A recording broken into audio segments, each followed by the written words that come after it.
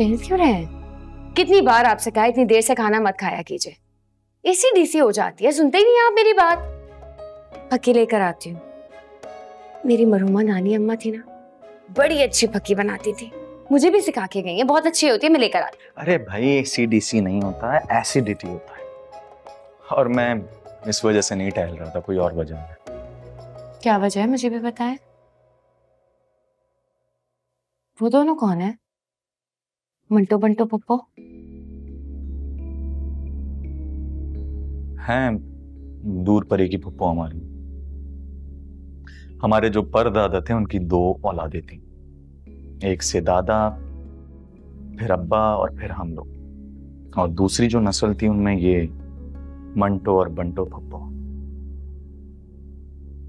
कहीं ना कहीं ताल्लुक बाबू मामू और ममानी से भी निकलता है। खानदान वाले अच्छा नहीं समझते थे, दूर रहते थे, जादू टोना जो करती थी, इस वजह से। मम्मी ने तो कभी जिक्र नहीं किया इनका। लगता नहीं है जादू टोना करती है, अल्लाह वाली लगती है। गुड़िया दूर रहना इनसे, कोई भी बात करें बात सुनने की जरूरत नहीं।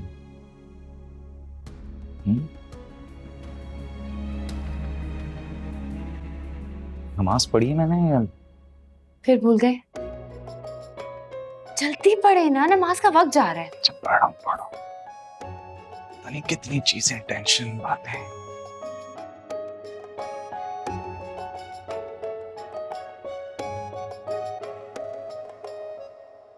क्या कमरा दिया है हमें रहने के लिए? है 1 हफ्ते से ज्यादा तुम लोगों को यहाँ नहीं रहना, बस। अरे ये कमरा तो क्या, एक दिन इस पूरे घर पे कब्जा करके दिखाऊंगी इंशाल्लाह। वैसे तूने मेरे साथ अच्छा किया, हट्टी कट्टी सेहतमंद औरत को कैंसर की आखिरी स्टेज बता दी।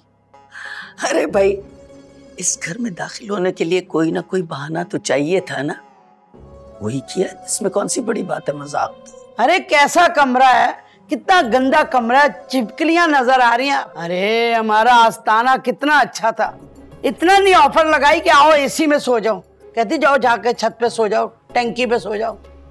हम अपने मेहमानों के साथ ऐसे कभी ना करें, इसके अंदर बड़ी खार है नंदों के लिए, ठीक कर देंगे इसको। मैं तुझे एक कहानी सुनाती। सुनो, अगर कहानी लंबी है ना, मेरे में ताकत नहीं, मुझे नींद आ रही है, मैं सोने लगी। अरे चुप रहो, कोई लंबी नहीं, सिर्फ 2 मिनट। सुना ले, अच्छा खुश हो जा तू। एक शख्स अपने ऊंट के साथ तेज बारिश में जा रहा था, भीगने लगा।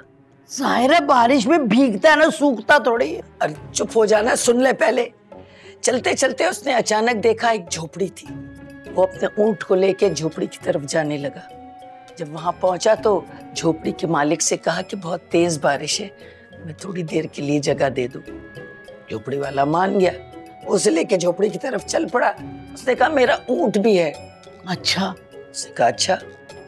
ऊंट को भी इजाजत दे दी उसने कहा भाई ऊंट को सर छुपाने की जगह दे दे, वो सिर्फ अपना सर अंदर रखेगा। मालिक मान गया। अब बंदा और ऊंट का सर झोपड़ी के अंदर। फिर बारिश होने तक वहीं रहे। अचानक ऊंट खड़ा हो गया और बंदा भी खड़ा हो गया। झोपड़ी ये जा वो जा, झोपड़ी लेके निकल गया। इसी तरह जब हम खड़े होंगे तो ये बाहर मंजिल तहस नहस हो जाएगा। पागल, मुझे तो कह रही थी छत पे सो जाओ, गर्मी पड़ी है तो एसी नहीं लगा तो छत पे सो जाओ। मैं कहा टंकी पे सो जाती हूँ, पानी लेती रहूंगी रात भर। बड़ी बदतमीज है, ऐसे थोड़ी करता है किसी के साथ। हम आखिर रिश्ते में उसकी नंदे हैं। अच्छा अब कहानी खत्म हो गई, अब तू सो जा, मर जा। बस एक बार इस बाहर मंजिल के कागजात मेरे हाथ में आ जाए, मजा ही आ जाएगा। और आएंगे इंशाल्लाह। इंशाल्लाह। वाह। सो जा। बाय।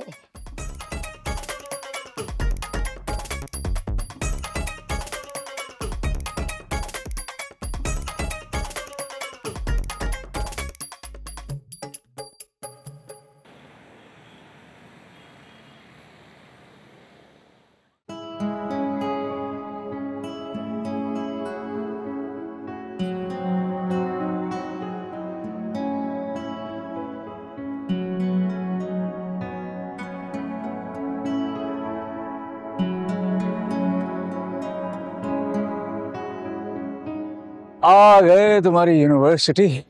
पता है मुझे। अब मुझे ये बताओ कि मुझे कितने बजे पिक करने आओगे? एक तो तुम्हें भी ना छोटे बच्चों की तरह स्कूल आते ही घर जाने की पहले पड़ जाती।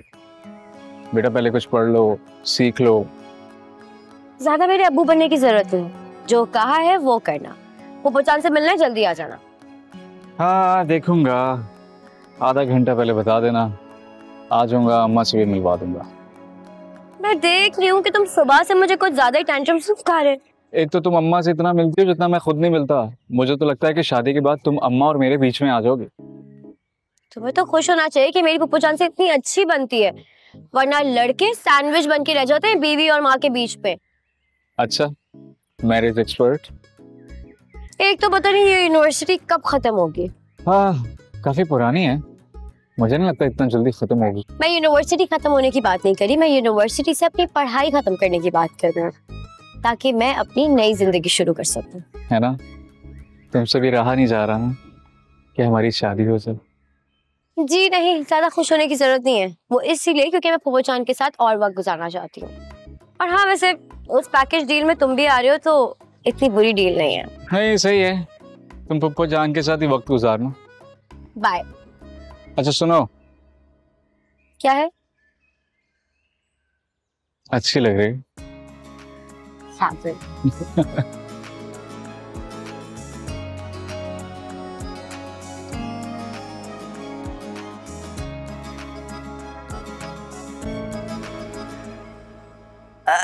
अरे नहीं नहीं, परेशान मत हो, मैं लौटा दूंगी पैसे।